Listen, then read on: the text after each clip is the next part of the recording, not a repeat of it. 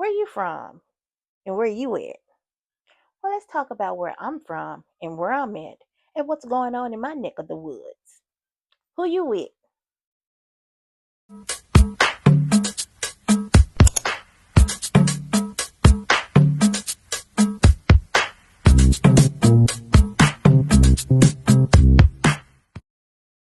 Hello, my name is T.Teanice and welcome to my channel. Okay, again, I said I want to talk about what was going on in my neck of the woods. And in my neck of the woods is Memphis, Tennessee. Now, before we go any further to talk about what's going on in Memphis, I'm going to need you to like, comment, and subscribe. Okay? Again, like, comment, and subscribe. And thank you in advance, love. All right, so here in Memphis, we are known for a couple of things, a lot of things, but we're going to talk about a few of these things that we are known for before I go any further about the news. We're known for Elvis Presley, and where there's Elvis Presley, there's Graceland. We're known for BB King. Where there was BB King, we have BB King's Bar in a restaurant, and we also have Bill Street.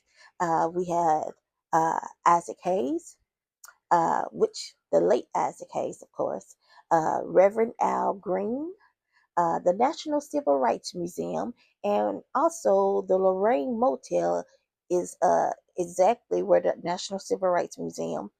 That's exactly where Dr. Martin Luther King was shot. Now they said he passed away in the hospital. So he didn't. It initially died right there at the Lorraine Motel, but he later on died in the hospital, or he may have been killed in the hospital. It's a lot of different. But okay, moving on. We also have the Memphis Grizzlies, where we have John Morant. We have the Memphis State Tigers, Memphis State University, where we have Coach Anthony Penny Hardaway, who also used to play for Memphis State. And then we have the Memphis Redbirds, the baseball team. So those are just a few things that I like to tell you about to let you know what Memphis is known for.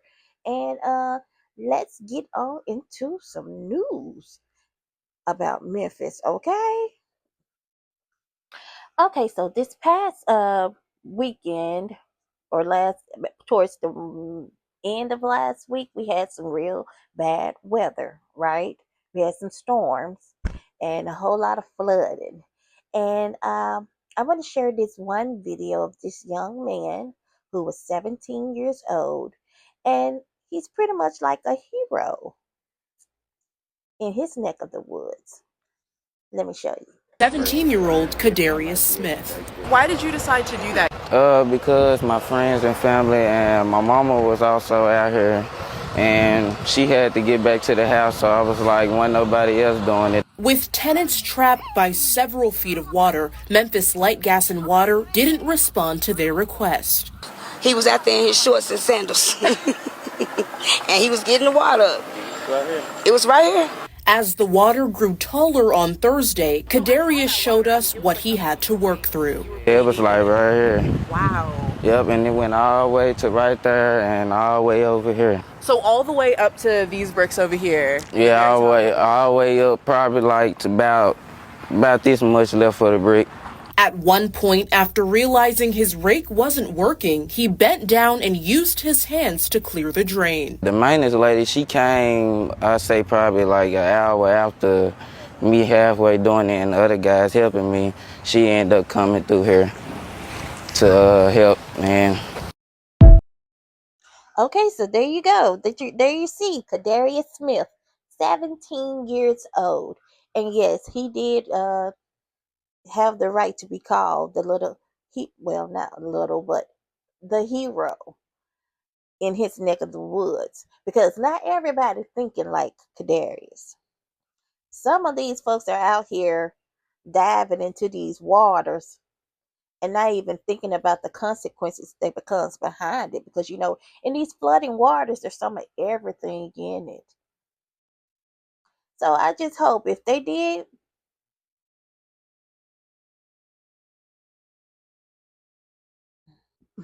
what I'm trying to say is I just hope after they got in this water that they took their butts to the doctor and got some shots because that was very, very, very ignorant and stupid. But you'll see. Turn around. He pushed. Hell no. Don't do it. No, Lulu. Suicide thought. Hell no. He on his medicine.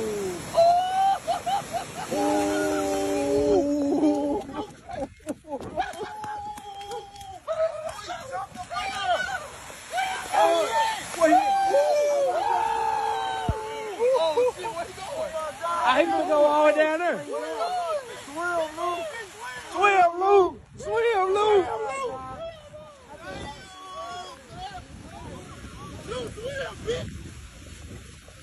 Lou, swim.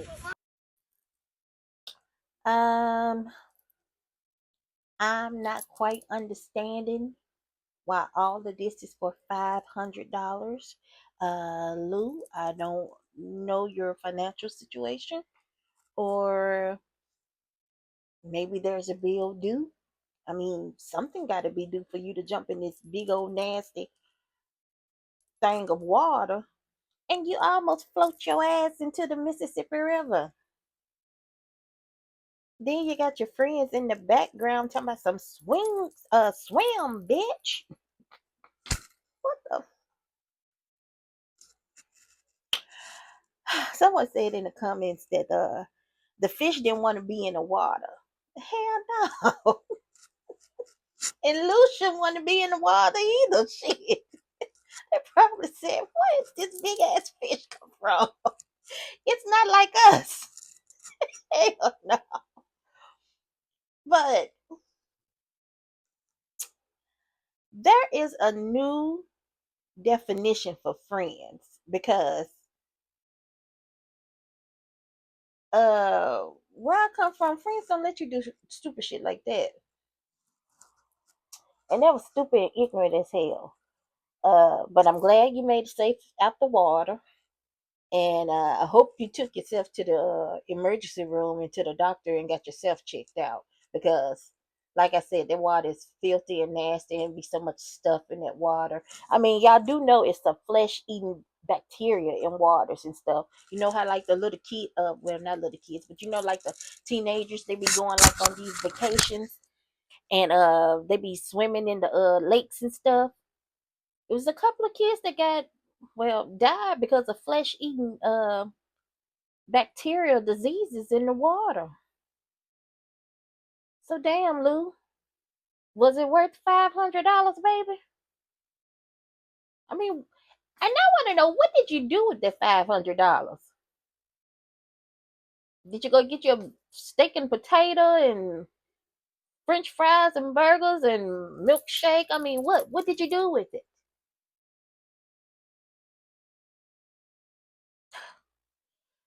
Mm-hmm. But let me show you this other person. I guess he thought he wanted to be Ray J and have one wish in the water. Child, you can't make this shit up. Hit it again. Hit it again. Hell no, man.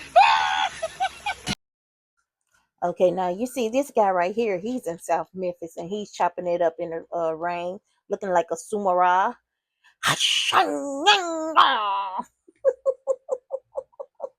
Get it? Yeah, I think this is pretty dope. Yeah, I think this is pretty dope.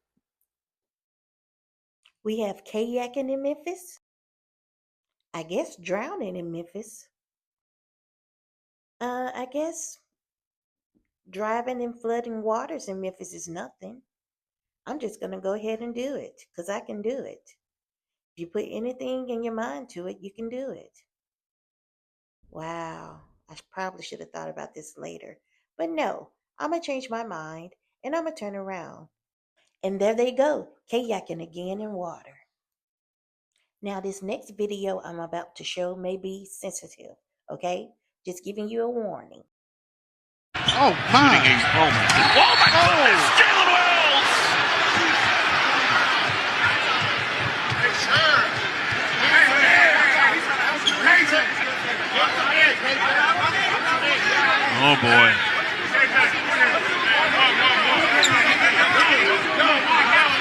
Okay, so man is down on the floor and Charlotte Hornets number 5. He wants to fight and they taking him out on the stretcher here. Memphis Grizzlies rookie Jalen Wells suffered a broken right wrist after a scary fall against the Charlotte Hornets on Tuesday night. His agent, a man T.Teanice, confirmed to the commercial appeal. Wells was injured in the second quarter at Spectrum Center Arena. After a two-handed dunk in transition, the Grizzlies rookie was undercut by Hornets guard KJ Simpson and fell hard to the floor. A stretcher and medical assistance was needed as Wells was taken to a nearby hospital in Charlotte, North Carolina. His father, Fred Wells, told the commercial appeal his son was alert and talking while awaiting x-ray. Okay, so Jalen Wells, he's doing all right. And he did hit that floor pretty hard too. Now I want to know what was going on between number 5 and whoever else out there. Cause they look like they was finna get ready do a little something something. Hmm. Did they think that he had anything to do with what happened to Jalen? I mean, hell, I don't know. That's why I'm asking y'all. But he's doing fine, and we want Jalen to get well so he can come back and whoop that trick. Oh, whoop that trick. Yeah, whoop that trick. Oh, whoop that trick. Yes. So we can get us some more wins. And they won too. But what else I was gonna say? Hold on. Okay, so yeah, the final score was 124 to 100. All right, go Grizz, go Grizz. So now since we are already talking about the Grizz, we might as well get into Mr. Ja Morant.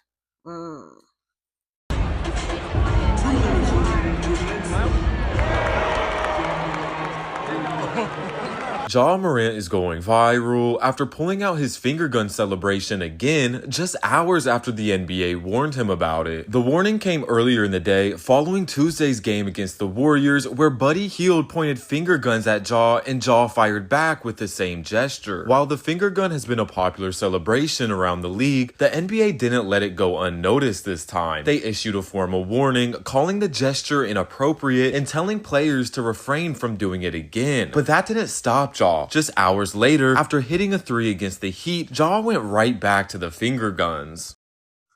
Okay, so Ja Morant was fined $75,000 for the finger gun gesture. He did it in the game when they were playing Golden State, and he also did it when they were playing the Charlotte's game with the young man falling. Um, and then prior to that, back in 2023, he was suspended. I think they said twice for flashing guns. And this wasn't at a game, but this was out and it was on social media. I don't know if he was in a club. I wanted to say he was in a club. I don't know. But anyway, so he has had some problems in the past. Trying to make sure my mic was on. And after he had did it once before, they had wanted him to stop. They told him to stop, and as you can see, he did it again. Now the bum, I actually think that was pretty cool. I don't see a problem with that. I can see what they're saying about the gun gesture, but as you can see in the video, you can see that other players were doing it as well. But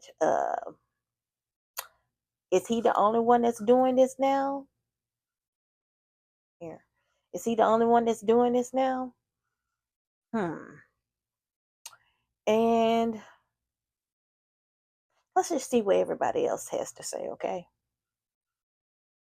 Any concern that Ja hasn't learned his lesson yet? This might sound crazy to y'all, but what if this is really gangster? What if he can't stop? I don't know how many gangsters are that rich. And I don't know how many gangsters lost $50 million doing non-gangster shit. Ja Morant has to look in the mirror and ask himself this question. How much more money are you willing to lose? You got 8-game suspension one time. You got a 25-game suspension the other time, okay? Because of his past discrepancies, he should not be doing that. I really feel like he can't stop. He don't know how to point with one finger. I think it's just his default setting. There's nothing gangster about holding your gun like this at the strip club, you know. Now, I agree he should stop. But just wait a minute and listen to this right here. I'm not condoning the behavior. I'm not saying there should be no punishment. There should be. There should be consequences. You are the face of the league. You are representing the NBA. You are a role model to young kids. All of that.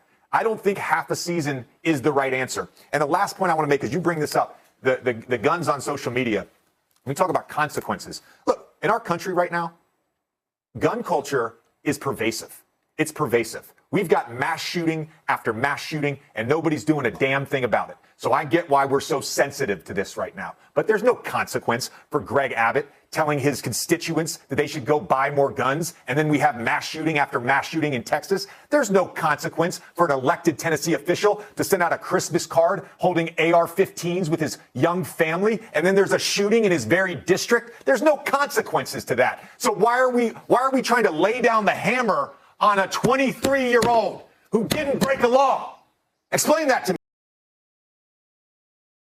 Okay, so basically, if they told you not to do it, and they not only just told you and nobody else to do it, then you just have to abide by the rules and don't do it. For one, you're here in Memphis. You're representing Memphis. Memphis is already a hard town to stay in. We already have a lot of crime, and it's just not a good look. But I don't see a problem with it if it's just them playing a game, and if he hit a shot and I mean, I don't see a problem with it, but evidently they do. So, and then yes, I do agree with the last guy who said that there are gun laws and stuff that need to be taken care of, and they most definitely do need to be taken care of, because here in Tennessee, you did have the right to carry arm, and you didn't even have to have a license.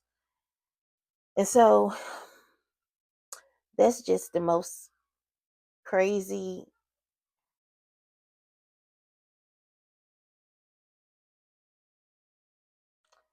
That's just something I just don't understand.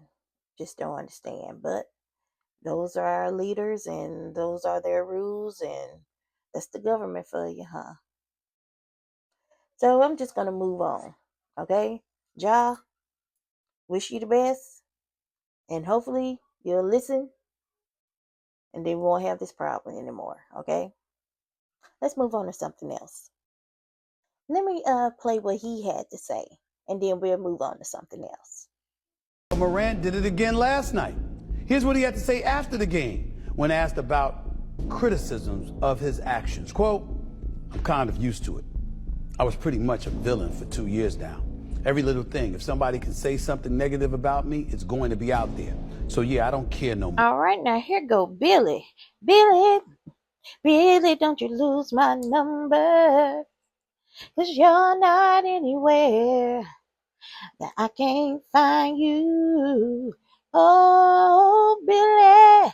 Billy done got himself into some trouble, y'all. Okay, so Billy Richmond Jr., the owner of the well-known Memphis Wing franchise, the Ring Guru, has been indicted and arrested for theft and tax fraud. According to court records, Richmond is charged with one count of theft of property over $250,000 and 2 counts of falsification of state revenue tax. His bail was set at $50,000. According to the indictment, the theft and fraud charges took place between January the 1st, 2018 and January the 1st of 2022. Richmond opened the Wing Guru in 2016. Records show a Shelby County Grand jury indicted Richmond on March, the 6th. He was booked at the Shelby County Jail on March the 31st. The indictment comes months after the commercial appeal first reported that Richmond owed Memphis Grizzlies star Ja Morant, who we just got through talking about, more than $365,000 after using Morant's likeness without paying him. These damages, according to court records, have still gone unpaid. Ooh, Billy, don't sound too good for you. So, including the damages for the Morant case, Richmond owes at least $3.8 million from other legal disputes between Richmond and former franchises. You know what? I'm just going to leave this up here so y'all can read the rest because I am done. Ooh, Billy. No wonder those wing prices are so freaking high. But you know what? I went to the Ringaroo and that's when they were out here in South Haven by the movie theater. I didn't really care for him. Not at all. Didn't care for him at all. But what do y'all think about him? I think he can keep them wings and them prices. That's just my opinion. Okay, y'all, it is time for this video to come to an end. I hope you'd have come over here and you enjoyed my content. I would like to keep this going for at least every week that I do something about what's going on in my neck of the woods. Um, and with that being said, but before I let you go, please like, comment, and subscribe. And also, I want to give you a little something throwback from Memphis. And I'll see you soon, okay? Play this, and you'll see what it sounds like. Looking for the joint, for the joint.